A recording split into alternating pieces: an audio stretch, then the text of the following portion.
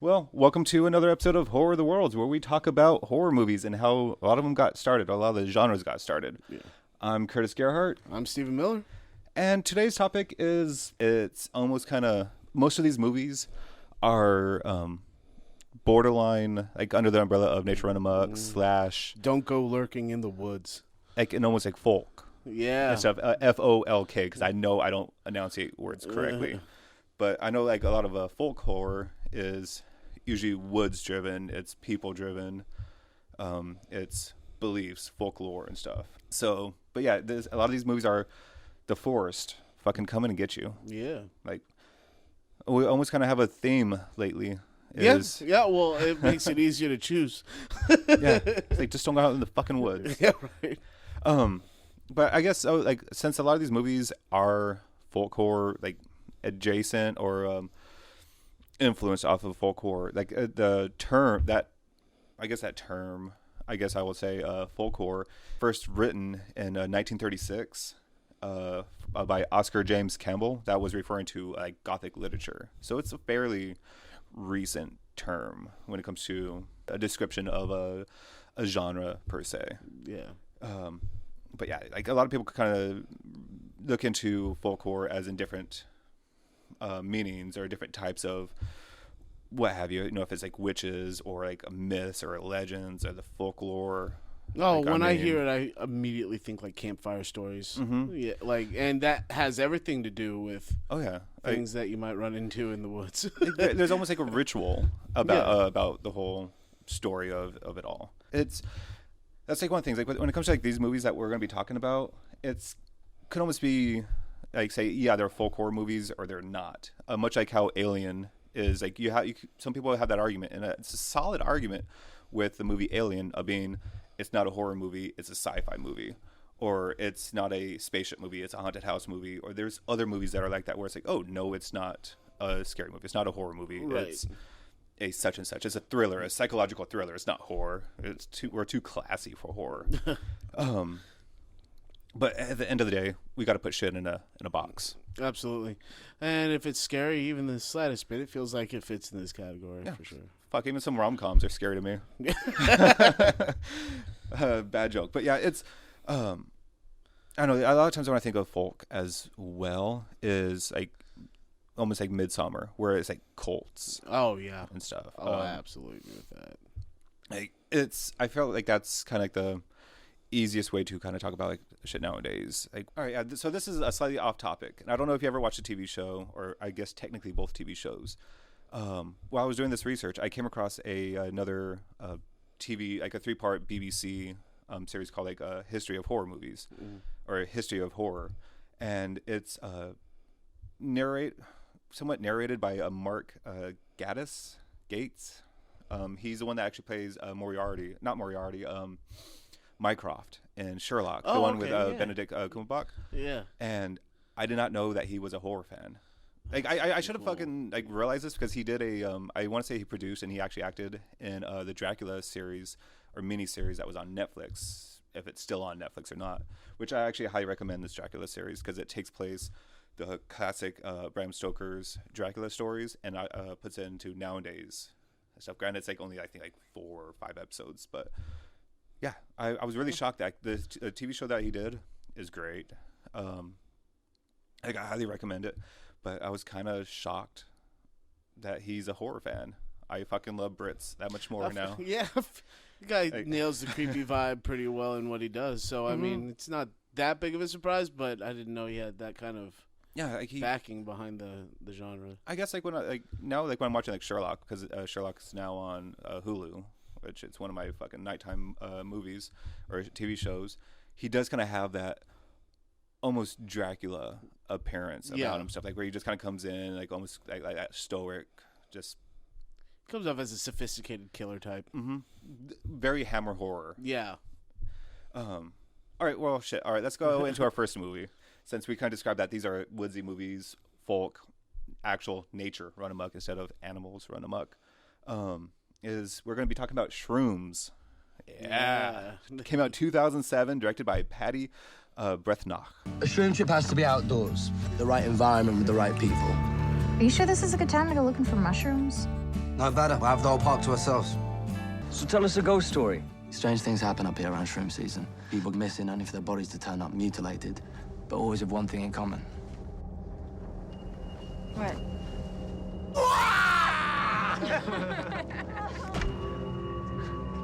He took the fuzz. What a dick face. Hey, asshole, this isn't funny! You hear that? This movie is like... It's like Reefer Madness for psychedelics, only it was far more effective, in my opinion. If you haven't done psychedelics before, this is not a movie that would make you want to go and try them. I mean, here's a quick synopsis. A group of American teenagers travel to Ireland to experience the trip of a lifetime, as promised by their Irish friend and hallucinogens expert, Jake. As gruesome events unfold, the friends can't distinguish between hallucination and reality. What was, first of all, as a normal person, the scariest part of this is the way it starts out, and it's not necessarily terrifying as in the story's picking up and you're getting scared, but these motherfuckers aren't just taking mushrooms out with them when they go camping. They are like picking the mushrooms and then fucking doing them. That's what makes That's like a fucking gamble if you don't know what the hell you're doing. That's what this movie is, too, is... It isn't like, oh, we're just going to go out and trip. It's like we're going to go out and forage for these mushrooms and, and hopefully we find the correct shrooms.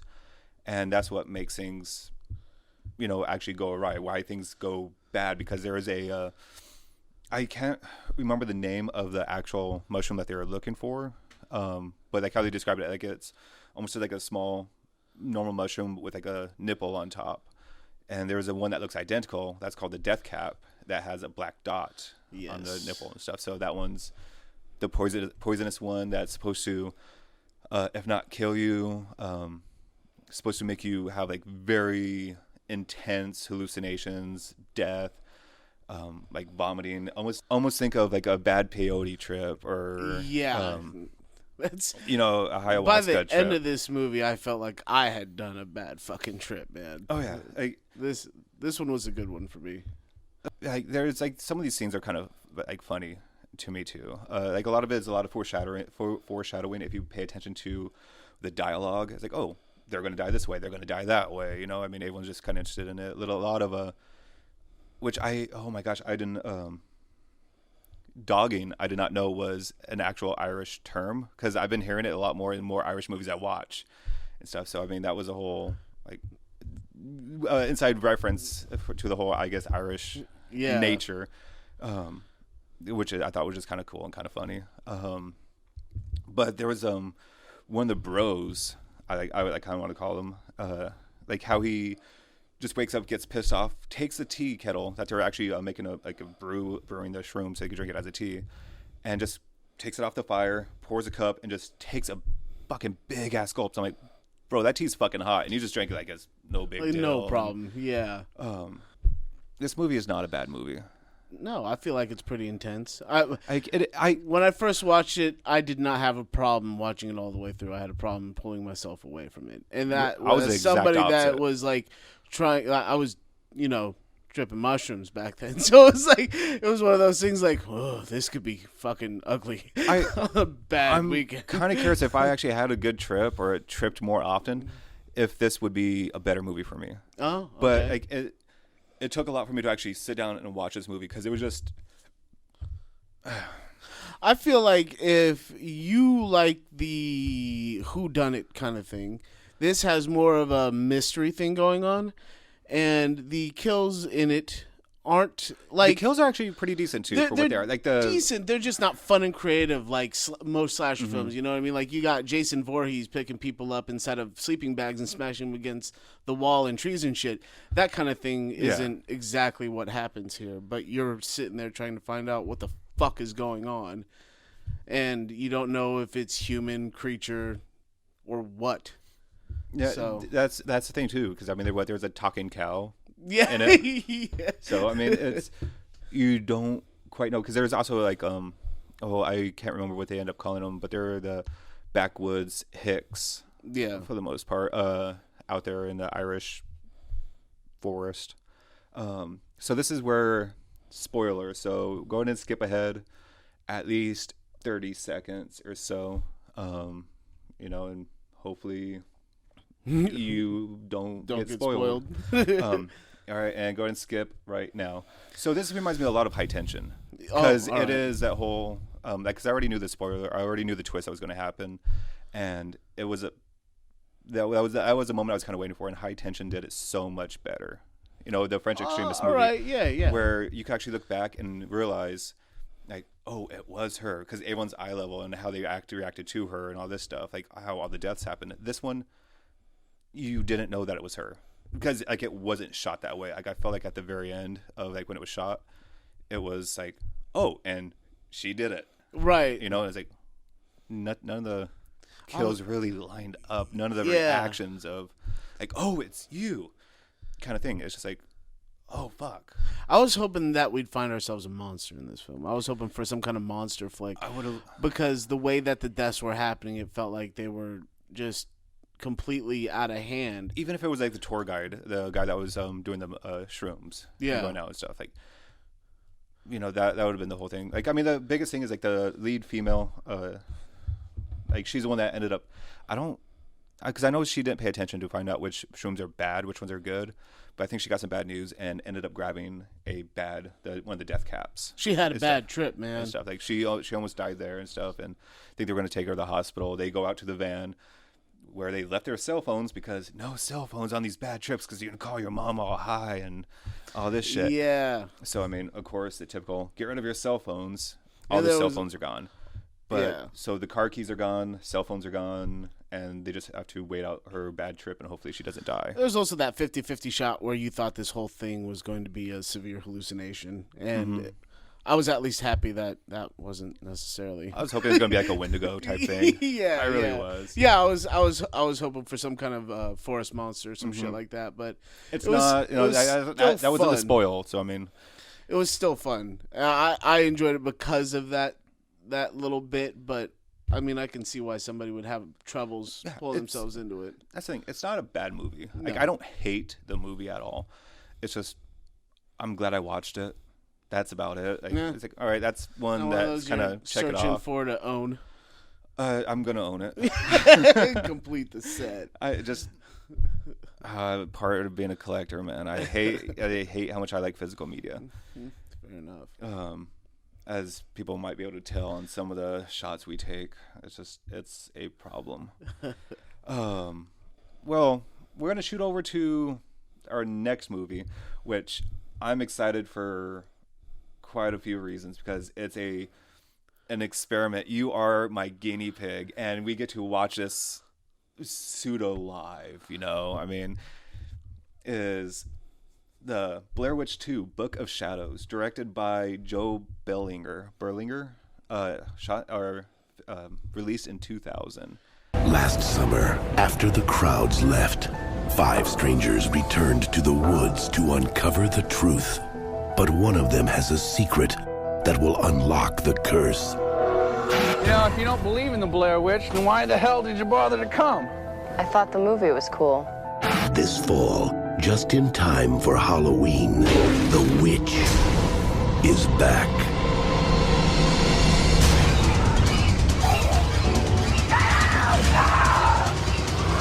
Yeah, this movie. All right, so I have seen none of the Blair Witches. This is the first Blair Witch movie I have seen at all, and I keep getting mixed emotions about the first one. So it has deterred me from watching it, and overall, it's come to a point where I feel like it is such a focal point, whether you're a horror movie fan or not, that I have to see it. So, starting here, I can honestly say this has a very, very typical 2000s theme. Like when we talk it about screams 2000s. when we talk about Idle Hands or Bride of Chucky or something like that, you have fun kills. You're obviously going to think nudity, slasher kind of killings, and most of all, killer soundtrack. Yeah.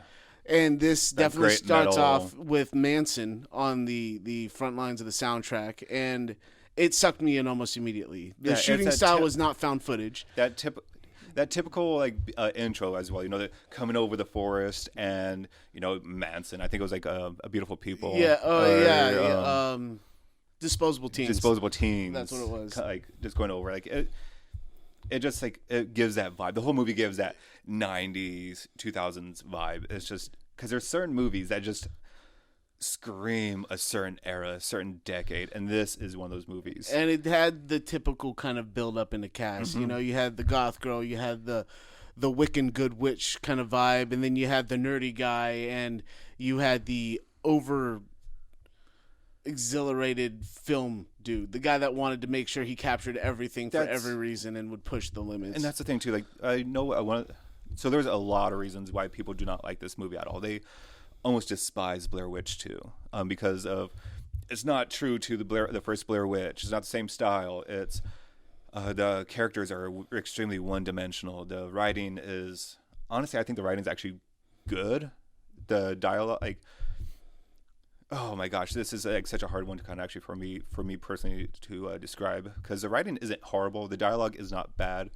The actors are actually acting pretty fucking good. You notice a lot of but people they are in there, extremely they're not one-dimensional. Yeah, like, I get they that. don't have depth at all. It still felt like a fun movie though. You know what I mean? I felt like I wasn't struggling to keep up with the film. Oh no, or be involved with it, because every time a scene happened, you know, you had something interesting going on about it. And that's a great thing too. Like for like even with things being one-dimensional, everyone has that certain niche.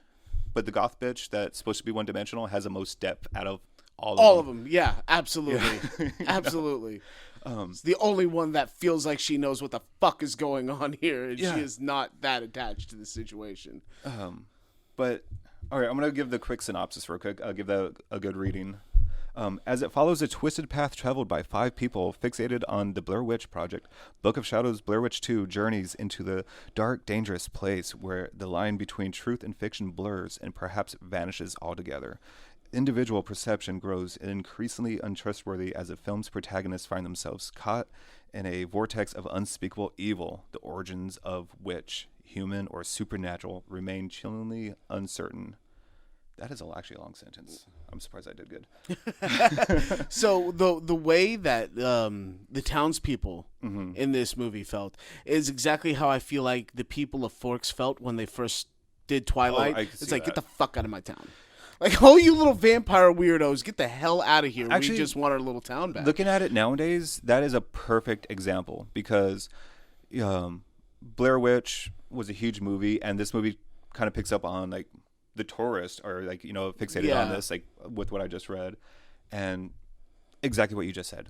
You know, it's like, get the fuck out of our town. Our town sucks as it is. You're making it worse. Yeah, you're bringing the worst kind of people into our damn room. Like killing the vibe, dude. That's what I remember. Like, no one knew what Forks was up here in Washington. No one gave a fuck about them. It was one of those places you were passing by or passing through. Like, almost passing through, just go to the whole rainforest, or I don't think it was the whole rainforest. It's just like to go out to the Olympics. Yeah, you know, that's it. Just or you got lost. You took the wrong turn, and that's how you found Forks. You went way past Port Angeles. And now you're looking for it because of some fucking sparkly, glittery vampires.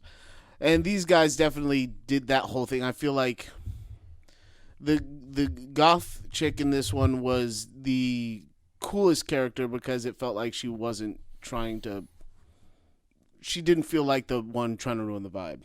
Everybody else, on the other hand, felt like they were just assholes. Yes. Like, there was one sane person, and the rest are just...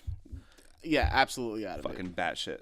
And I like to kind of say this one, because this one is, as much as it's in the woods, it's not in the woods at all. Because only like 15 minutes of the movie, 20 minutes of the movie is shot in the woods where everything happens, because there is a ritual that goes on. And this is another one I want to say that it was derived from Blair Witch Project, the first movie, on top of, you know, the whole folklore of the witch, what it all did. But what she's done. Yeah. So that's why I feel like this movie goes with the whole woods is going after you, and also pour the whole folk horror genre the as plot well. thickened because of the woods, for sure. And I felt like it's, I don't know, the whole time because I have never seen any of the Blair Witches, it was not like I could point my finger at one person and say, oh, it was them, oh, it's this, oh, it's that. It was... What the fuck is going on here the whole time? There are a couple funny things in this movie as well. So, like, I wish I could remember the director's name off the top of my head. But that did Oh gosh, what was that other found footage movie with the Slipknot character? Sinister. Sinister. Oh my God. So Okay. I want to say he wanted to just make a movie about like what do people do when they find the found footage and stuff, and how does that react to all of them? Like supposedly like the first one that did it. I can't remember when he wrote that script or any of that stuff, so I'm not taking any credit from him. But this is what Blair Witch 2 is they pretty much find the footage because the whole thing is really fucking muddy. You know, they lose their footage. They're camping out. They start, you know, doing what 90s kids do and party and drinking and whatever, and they black out. Yeah, that loss of touch with reality is what actually reminded me of Shrooms, because that's when I'm starting to wonder, is this a supernatural entity being involved? Is one of these kids just high on something that they found in the fucking woods?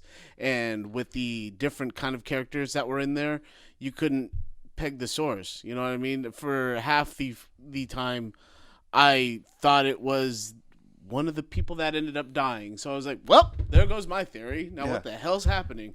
Which that's a great thing, because this does not really give anything away. Yeah. For the most, it's just going like it's just they're throwing everything at the wall. Like one of the things I was going to say that's kind of funny is when they find the footage, I have no idea who the hell's holding the camera, because all the cameras get broken, all the film, all the cassette tapes, all that stuff are hid under a wall, but someone's recording them hiding that film.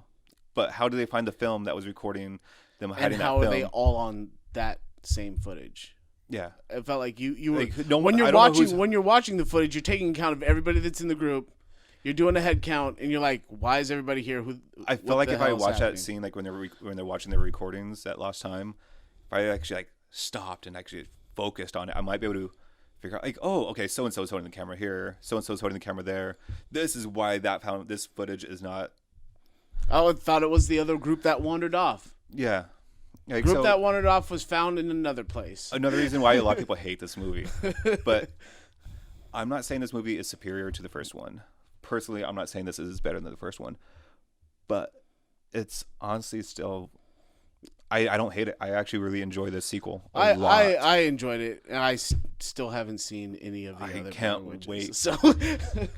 But again, I honestly recommend watching Blair Witch 2. If you have friends, or if you thought like, oh, Blair Witch 1 sucked, or people say Blair Witch 2 sucks, no. The Blair Witch 1 and 2 are really great films. The third one is okay. The video game is actually pretty good as well. Ooh.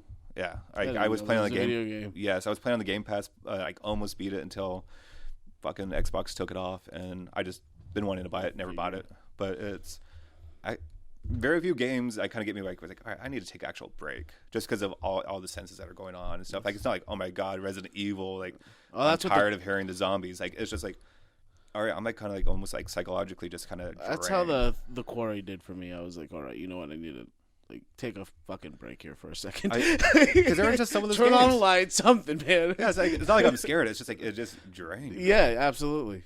Like the witch took my spirit. But yeah, if you have made it this far, give us a follow, give us a subscribe, you know, tell your friends about us, you know, go on your social medias and retweet us, you know, I don't know, intermission. There you go. All right. And now we're back. All right. So now we're going to talk about Primal Rage, not I did not write down the date, 1981 movie, but the 2018 Primal Rage directed by Patrick McGee. I'm like...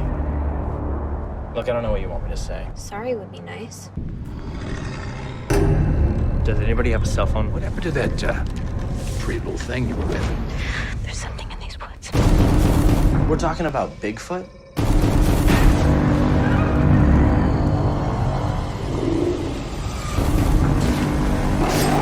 Stand a chance if we fight it.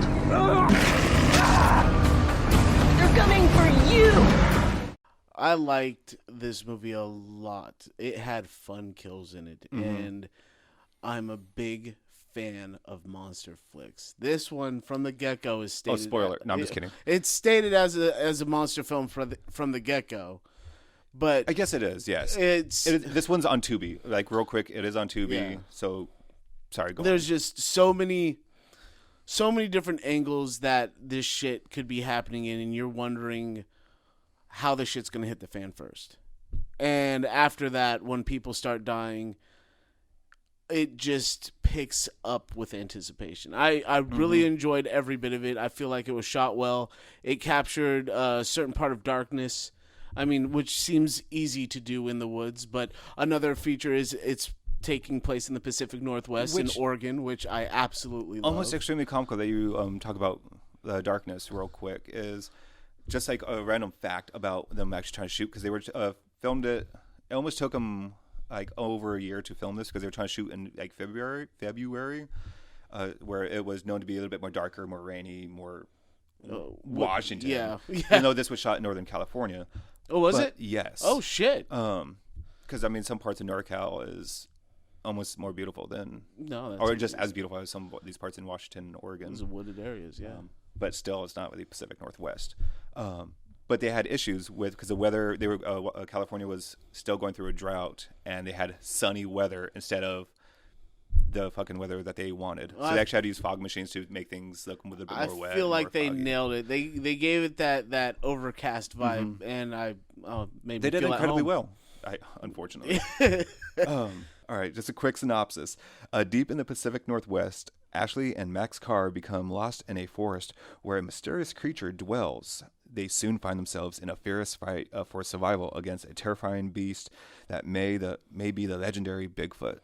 And I hate that description. they don't call it Bigfoot, and they gave it more of a native like vibe to this folklore. But that's like actually one of the things too, because I don't know where I thought it where I heard it in this movie, but I thought it was in Colorado or Minnesota, like a wooded area. I didn't really realize that it was actually Pacific Northwest. Granted, I probably could have looked at the sheriff's badge or their car and actually see what county it was supposed to be. Just because usually when it's up here, it's Bigfoot, and a lot of the native tribes around here, I never really hear them talking about Bigfoot legend or lore. But yeah, you are correct. Like, it is. This movie is. That's why another reason. Like, I almost put this whole episode under folk, because this is a little bit of the folklore of some of the American native tribes, especially up here, like in the Pacific Northwest. Which I don't know if they are making fun of a certain tribe. That's the thing. I wish I saw or listened to what tribe they were supposed to be. I did not read it anywhere either. More than just the Bigfoot lore, there was also, was it the Whispering Woman or the Whispering Witch like that they witch. mentioned? Yeah, and her job is pretty much to watch over this other entity, and just as creepy as the other character, the other Bigfoot entity. You're like, who's gonna kill who?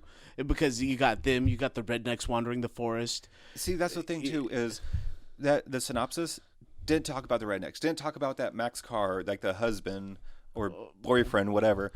Being like, a former inmate. Yeah, just being released from ex-convict. Yeah, ex-convict. Where that's the whole purpose of this, is that she's going out to pick him up out of prison for like what they just touched for a second, that he ran over a kid or some shit. Yeah. Whatever. Father of the year. But like they end up picking him up, and they're going back home to get their son. And there's a bunch of I fucking hate these people.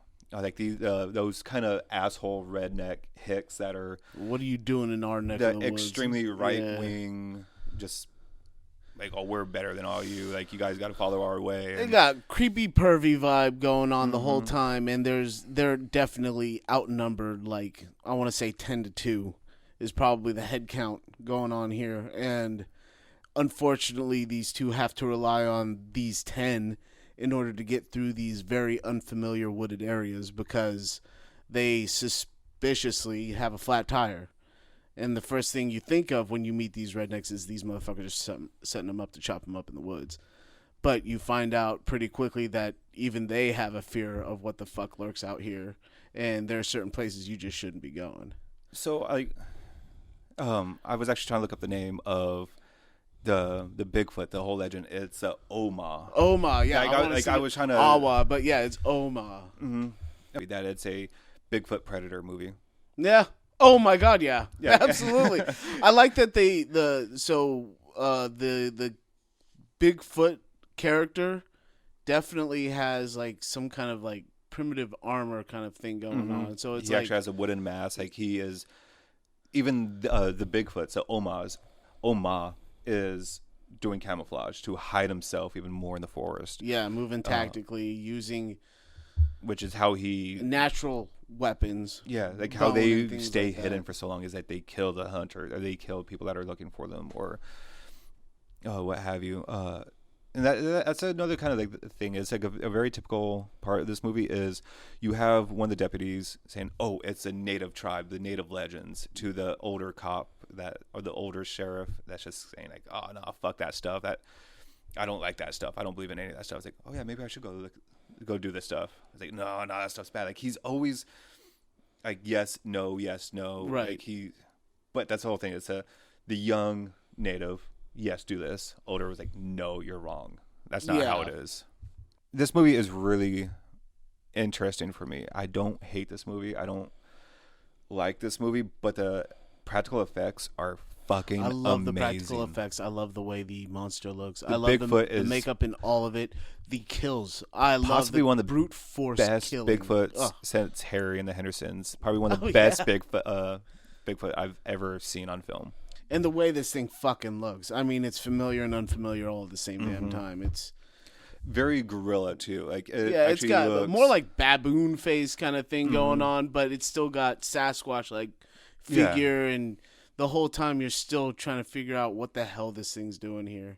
like you were How just did it come to be? about to go back to like some of the kills and stuff. Like they're actually bloody.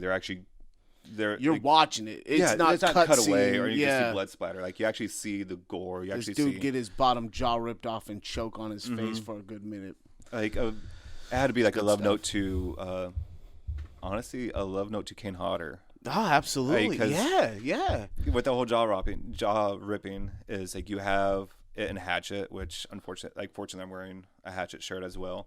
But I want to say even Jason ends up doing that, and I can't remember which fucking Friday the 13th one. But I mean, there's always that jaw ripping. They did it in a very oddly tasteful way in this movie as well. Yeah, it's a weird thing to say about somebody getting their lower jaw ripped off, but But that's the thing. no, It wasn't ripped off. It was more like dislocated and torn. Yeah, they had a lot of flex going on with their makeup, and if I remember the research correctly, the same guy that directed it had everything to do with the makeup in it too. Like this guy put forth a lot of effort into this film, and I feel like it was shot very well. It looks really nice, and like I said, it made me think about camping in a safe manner. But this is like another reason why I like. It makes me kind of not want to go out hiking. Yeah. There's Stick to the moors. Like, man. it definitely has that vibe. like instead of hiking, I'm just gonna start watching these movies. Like, yeah, that's good. Yeah, right. You know, just spray some Febreze that smells like the woods. Yeah. I'm good. But yeah, no, like I think that's like one of the things. Like this movie is, I guess, does its job because I do hate the hicks that are in it. I do hate the only character I like in this movie is the lead actress, Casey Gaglardi. I see what you're saying Like, about because she's the only one that's character you actually like. logical, the only one that's kind of well spoken, has a character, actually has a backbone.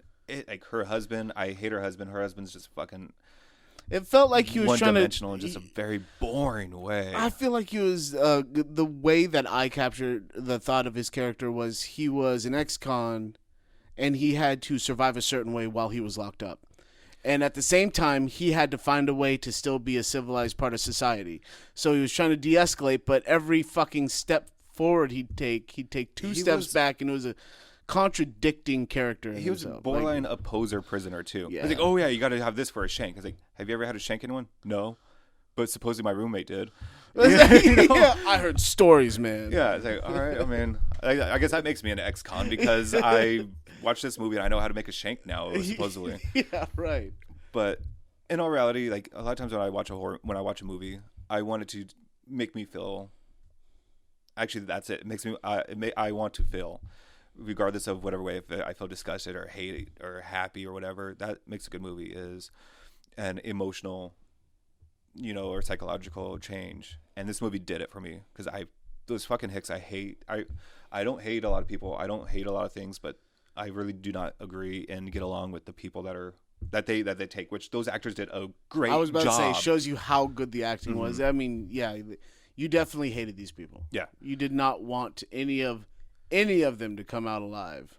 Yeah, I mean, if you're one of those people, like, I'm sorry, not sorry. I mean, I'll shake your hand, I'll say hi, have hopefully a decent conversation with you. But I mean, these we guys, ain't gotta be friends. It wasn't just redneck. It was rapey vibes, dude. Yeah, these were not people you want around. I guess that's one of the things. I shouldn't say just like, oh yeah, they were redneck hicks or whatever. Like you have to watch this movie and you'll be like, oh, I gotcha. Yeah. Like because I know those terms are kind of almost derogatory nowadays, but unfortunately, you watch a movie for those scenes and you'll understand.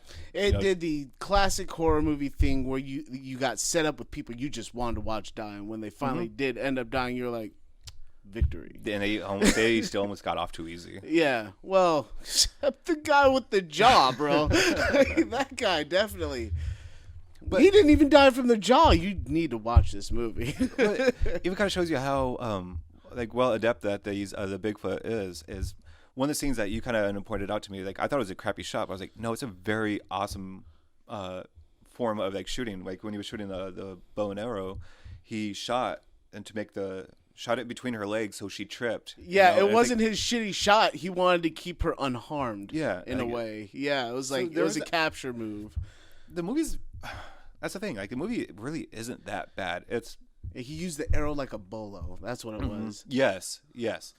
One thing I did feel incredibly bad for these actors, for the two main actors, is both of them are damn near naked through a lot of this movie. Thing. Like, regardless of what the weather is, being damn near naked out in the woods, and they were in the water. Yeah. That water was freezing cold, and well, that's once again how well they did it, because you're sitting there thinking this is Pacific Northwest, and if they actually shot in California, I don't know much about California other than it's hellaciously hot sometimes. Well, no, that's the thing. Like, mountain runoff water is cold no matter what and stuff, and it's like I felt so bad for them. Yeah. It was, not to mention the just natural discomfort of complete exposure, even in a safe environment, filming this whole time. They were all half naked. Those two were half naked this whole time. Yeah, it's just, I felt bad. I felt bad for them. Yeah. I felt bad for her. The guy actor, I didn't care for it. Like, he was good acting. I didn't care for him, but it's like I felt bad for her. It's like, she's a good actress. Like, warm her up. Well, speaking of Sasquatch rape, we are going to go into it was like that. We're going to go into the nip-sucking, dick-ripping, throat-yanking Bigfoot movie. Oh, God. Night of the Demon. Not the 1957 Night Curse of the Demon. Not the 88 Night of the Demons. Or the 09 remake of Night of the Demons. And definitely not the 2000s Shriek If You Know What I Did Last Friday the 13th. It is the 1980s Night of the Demon. 1980s is the most surprising part of this film, because it definitely felt like it was a 60s, 70s vibe throughout the whole thing. Even the things they just said. There was one thing that was said that stuck out to me. It was, he said, "Damn it, woman. You promised to scrub and clean if you came along," and she goes, "I lied," and then they just cut scene. It was like, what the fuck? All right, I don't know. I didn't look it up if this is streaming anywhere. It's probably on Tubi. First off, give this movie a fucking watch. Like, it is so bad, it's deliciously good. It felt like they were trying to make it serious, but you have a really hard time taking it serious. Like, this movie had a lot of bad things going for it too. I'm going to try to get some of the bad out of the way real quick so we can actually talk more about the movie. Like, the original title was Revenge of Bigfoot, which they changed it to Night of the Demon because the 70s had a lot of Bigfoot movies, and they just didn't want to. They wanted to sell this movie. Shot in 79, feels, like you said, a very 70s movie, even though it was in the 80s, or shot in 80. And this is one of the things where this movie gets really kind of lost in time. So it came out in 1980, but I think it only aired in like 2 college campuses. Got lost, again, I want to say. Released on VHS in 1983. It didn't really start getting released again on DVD until like 2004. But yeah, this is also one of the movies that's on the Video Nasties list. Yeah. Number 34. I don't know like how accurate that list is, but it's number 34 on the list. And it didn't get taken off the Video Nasty list until 1994 when they cut about a minute 41 out of it. Yeah, this movie is shot like a softcore porn from the 60s. Yeah. No, actually, like when I said it was a nip sucking ripping, The like, ripping, yeah. that it feels like a bad. You didn't know if they were making a 70s porno or if they were making a horror movie or a Sasquatch. I mean, the Sasquatch in this movie, another one of those things. Like, I guess the hair that they did was I think it was like a barber shop or a wig shop, something like that. They were throwing out wigs, so they actually used the wigs for the Bigfoot. So that was pretty much free, but they spent $600 in 1970s money for the face mask, which I think there was like 4 or 5 people that played Bigfoot.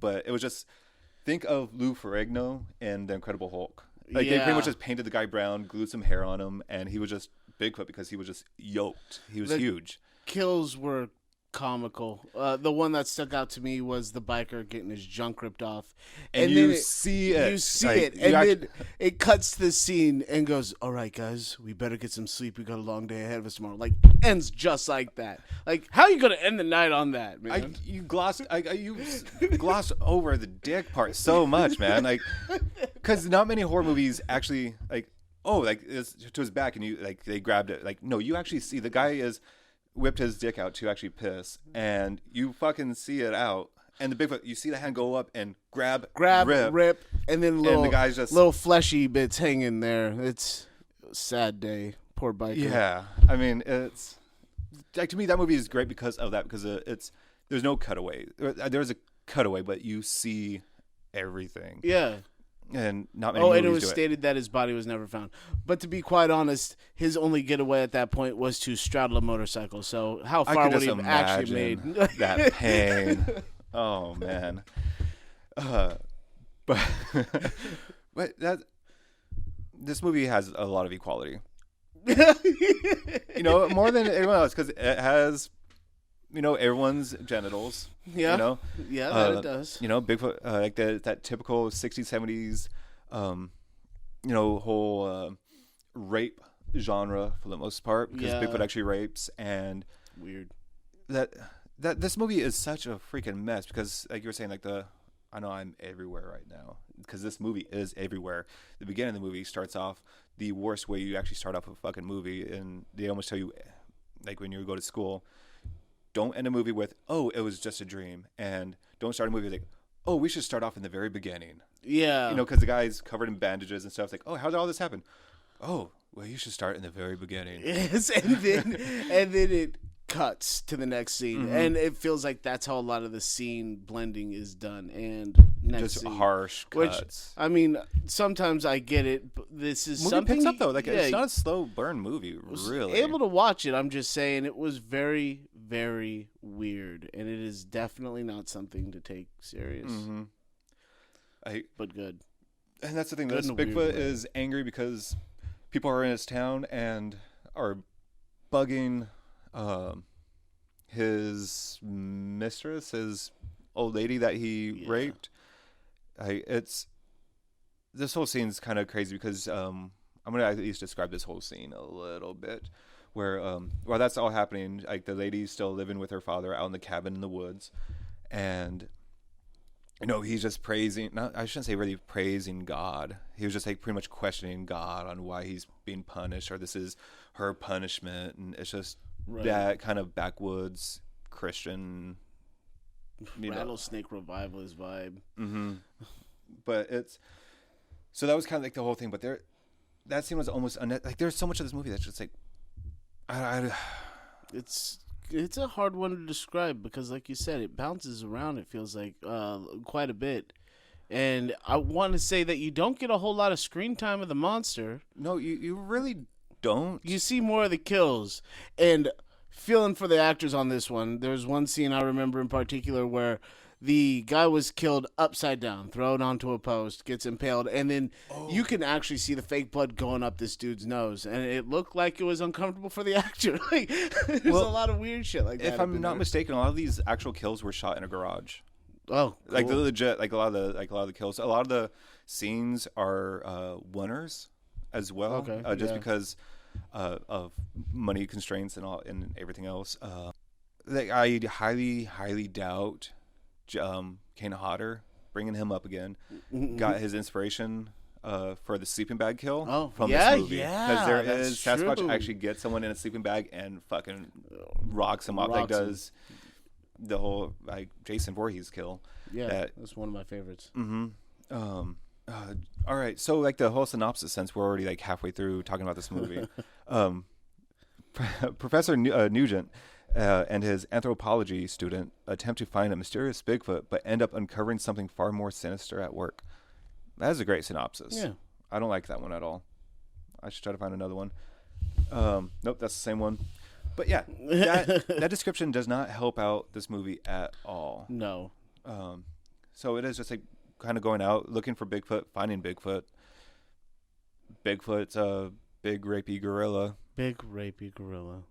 And it's oddly enjoyable. Like it is so bad. It's good. It's hard to sell this one, but all I can say is on its own. If you like trauma movies, this feels like a fucking trauma movie. Yeah. Oh yeah. All right. Yeah. You know, absolutely. It's one of those. If you can handle B films and have a good time, you could definitely handle this. This is pretty. It's interesting enough to make you want to watch it to the end, even if you sit there and go, "What the fuck did I just do?" Like sometimes those movies are the best movies. I don't know why I enjoy this movie so much. Like it's not a good movie. It almost reminds me of Family Guy. It felt like because it's like, like did you hear the story about those two Girl Scouts getting killed? Cutscene, and it goes into the two Girl Scouts getting killed. Like, oh, what about that biker that got his dick ripped off? Boom, biker. You know, it's just Family Guy cutscenes. Like, bam, bam, pop, bam, pop. Which is not a bad thing. It keeps it really entertaining. No, yeah, and pretty fucking enjoyable. Again, give it a watch. So the movie, if you actually want to buy it, I think Severin is still making it. Yes. Or go on eBay and purchase it. Like you could even buy the Bigfoot dick statue, which is just like the Bigfoot with the dick in his hand. But like it's a classy piece of work. Severin is putting out a lot of great films. I highly recommend this movie, and I don't know. I feel like it's one of those movies. It's either stream it or buy a physical copy because it's not worth a rent. No, I wouldn't go that far. It was still fucking good though. It was worth it. I mean, some movies are just like stream it or buy it. Like it's a physical copy because if you like these kind of movies, you'll want a physical copy of this movie. Yeah. It's not one of those. You're not going to find it everywhere. Yeah, you're not going to find it everywhere. Yeah. Next, on to the last movie that's kind of like on the nose a little bit, The Woods. 2006, directed by Lucky McKee. Heather? I'm Miss Traverse, headmistress. Welcome to our college. Have you all met Heather? Friends? Oops. How did you come to attend this school? My mom wanted me out of the house. A loving mother never abandons her child. Why is she afraid of you? I know what you're here for. You're special too. This had a lot of Evil Dead bits in it. It definitely had the Evil Dead vibe, not just because Bruce Campbell was involved. Yes, Bruce Campbell is in this movie. A very little bit, but enough. Yeah. And you feel like the same thing that happened in Evil Dead is going to happen to these people out there in this.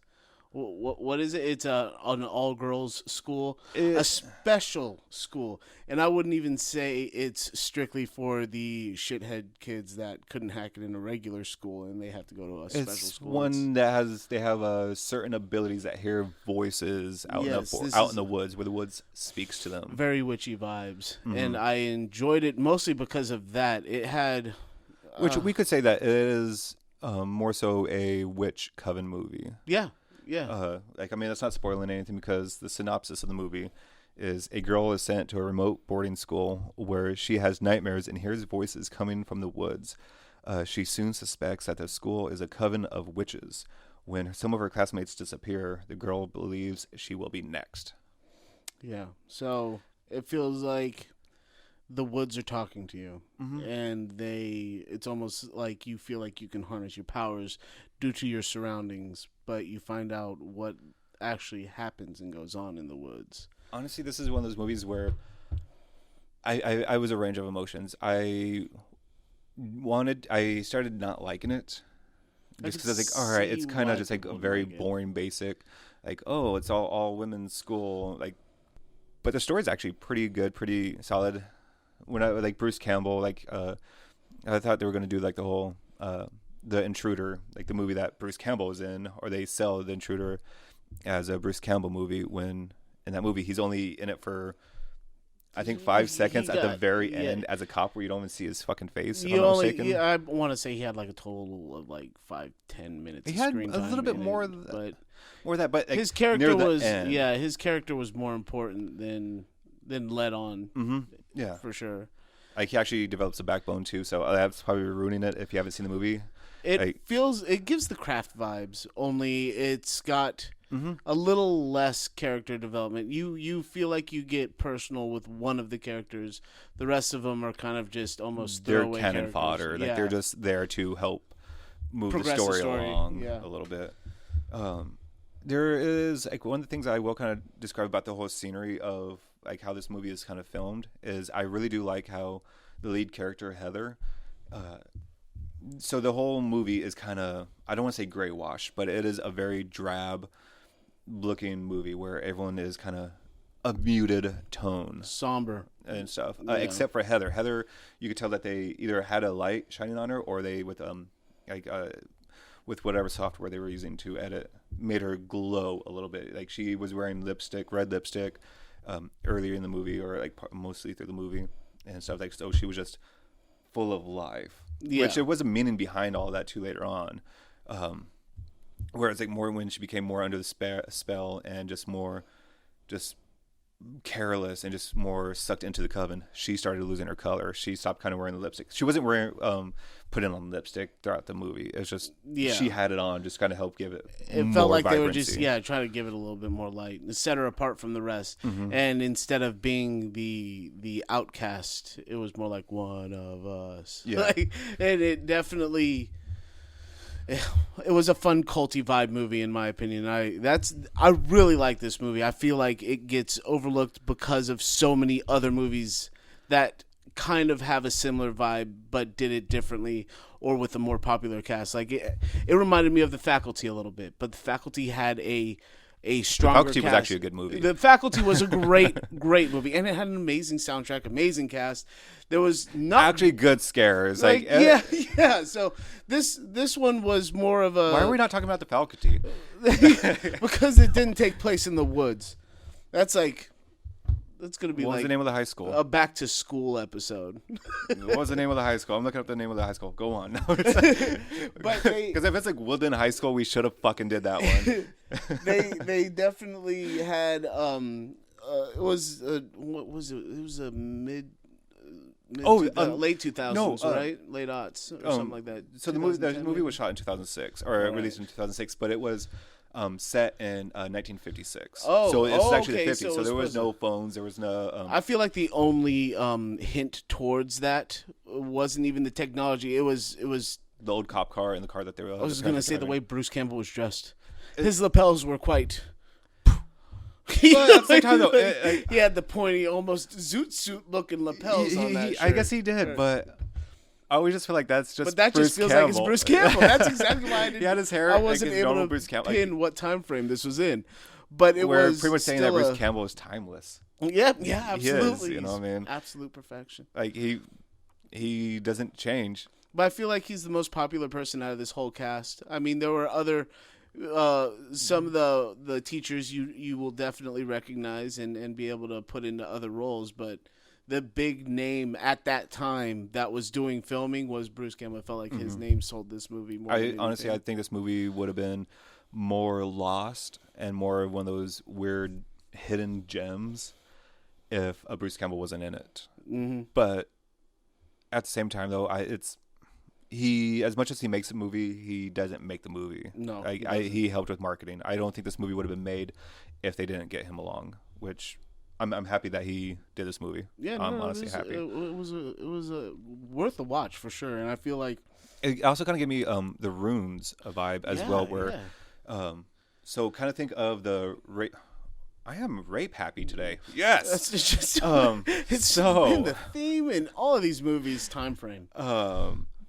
Like think of the rape scene in the first Evil Dead with the trees, the branches, and then the thorns, and then just like the vines and all that stuff from the runes and stuff. Like that's what this movie becomes at the very end of the movie. Very end is just that's where a lot of the actually evil, comes alive. The Evil Dead directly pointed towards that movie, and that's the thing. Like as much as it is a witch movie, it's not a witch. It's not really so much of a witch movie. It's Forrest being a living being, and a woman or a young girl at the time made a plea to the forest, which I was almost expecting it to be a creature feature. To be honest, I thought it was actually going to be like a. Well, that's why like I thought it was more of a witch like movie, because there was the connection of human in this particular situation, female specifically, in connection with nature, and that's witchy as a sumbitch. So I felt like it was on point as far as that. It just felt like it took a while for you to kind of make that connection. Is there something out there? Is it the woods itself? Right. Is it a curse that's overlooking this school? Like, there was a quite a bit going on in the story. This movie has enough to kind of make you question things. Yeah, and it was doing a good job at filling in every question you absolutely had. So honestly, yes, because there are some movies that are just like, oh, I didn't explain that. I don't feel like I left this movie unsatisfied. Yeah, no, like not. It was sensational. Either way, watch it, because I feel like it got overlooked way too much. Yes. Oh yeah. It's on Tubi. Definitely give it a watch. Yeah, it's angsty. It's fun. It's witchy. Yeah, get with it. I think it's a great witchy movie. Mm-hmm. You know, nothing over gory, nothing really over sexualized. You know, like the characters are very basic. Like it's honestly a pretty enjoyable movie. I really liked it. Yeah.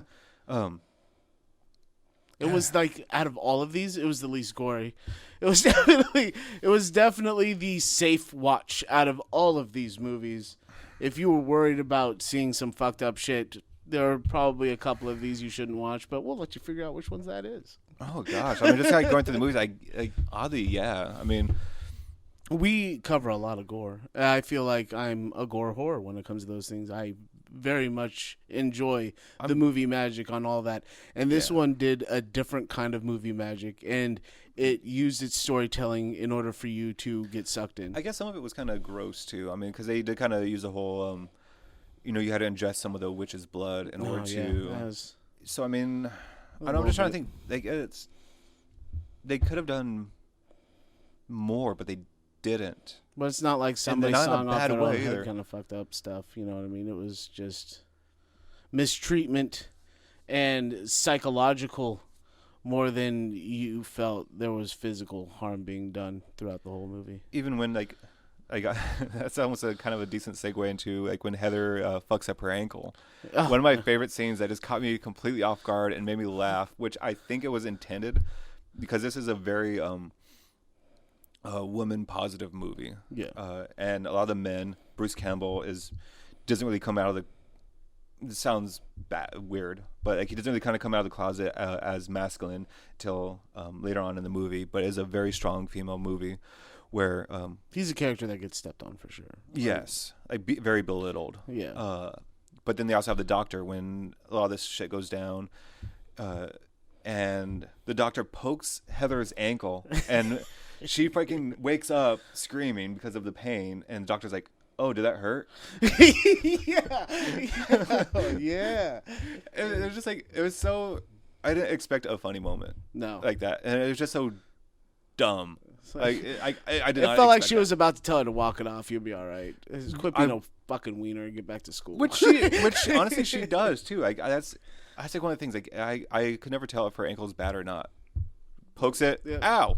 Wakes up out of a fucking coma for the most part, and then just walks over to go sees her dad, hobbles, but I don't know. Yeah.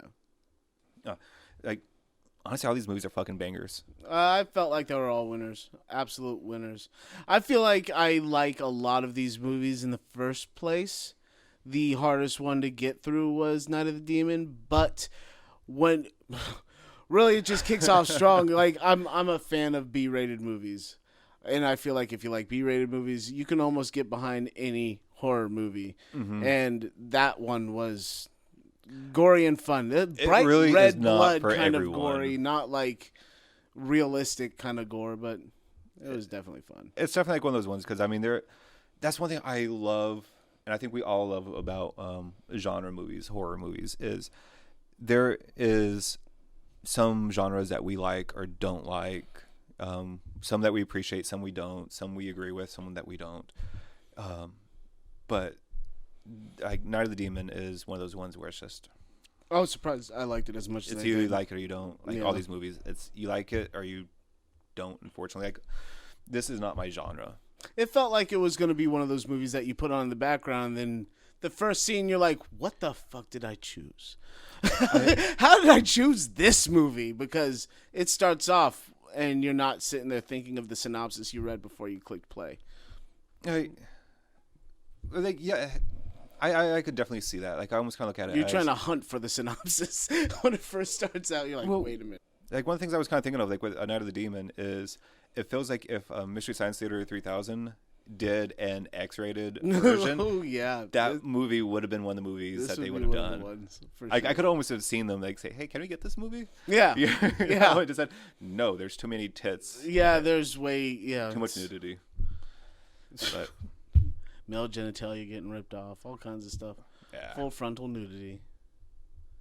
You never know how it's gonna break the level, the wall, and then it does in a new way. Hopefully, yeah. I mean, that's one of the reasons. That's one of the things I like about like horror movies is something that's going to either bring something new to the table or just give me exactly what I want.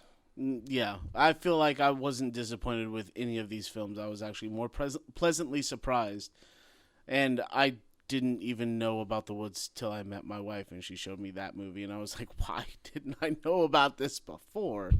So that's definitely it. Like The Woods is definitely a movie to check out. This is the first time I'm hearing about it. Give it a watch. Yeah. Like another movie I almost wanted to add to this list is The Watchers. That is currently that came out in 2024. Feels weird saying 2024. That movie is incredibly solid. I do want to kind of say it's more of a folk-ish, but it is also a very woodsy movie. There's so much I kind of actually want to talk about it, which I will when it becomes a little bit older, and I'm not going to be spoiling anything. It's hard to talk about movies and not spoil them. I also feel like you could tell me exactly how most of these ended, and I'd still be interested enough to watch it because of like that's like one of the things. Like when it comes to like this genre, I don't really mind almost like spoilers at times. I know some people do. Like I want to be surprised that there's a monster or there's someone gets killed or that Right, you gotta see it to believe it, almost kind of thing. Like when you heard about the Kill and Terrifier, you still wanted to watch that shit go down. You're like, well, it's like with Marvel movies. Like I kind of like to be surprised when it comes to like Marvel movies. Like, oh, that superhero's in here. Like, all right, cool. I don't really care anymore. But when it comes to like horror, it's like, yeah, tell me more. Like, right. That or just tell me all the stupid moments. I could look at the like stupid moments and actually laugh at them and not be like, oh wow, this was stupid. Like, am I the only one that thinks this? Or like, why am I hating this? Like, oh no, it's universally hated, and I could get past it. For me personally, I could get past it a little bit more and actually enjoy this movie. Yeah, no, I am actually really looking forward to watching the first Blair Witch Project because of how much fun the second one is, and I want to know where the hate comes from. I want to feel the hate. I'm searching for it, and I didn't see it in the second one. I'm like, really? I mean, out of all the found footage films and the second parts of movies that I've seen, this isn't the worst. It's sure as shit not the best, but I'm also a Chucky fan, so right. Which is not a bad movie. So stay tuned for Steven's reaction and follow us again on Horror the Worlds. Tell your friends to watch Steven's reaction. And, I hope you guys have a horrible day, horror problem, whatever. Yeah. Don't go out in the woods, because you know who's out there? Fucking Bridget. Fucking Bridget, ruining your day. All right. Peace out.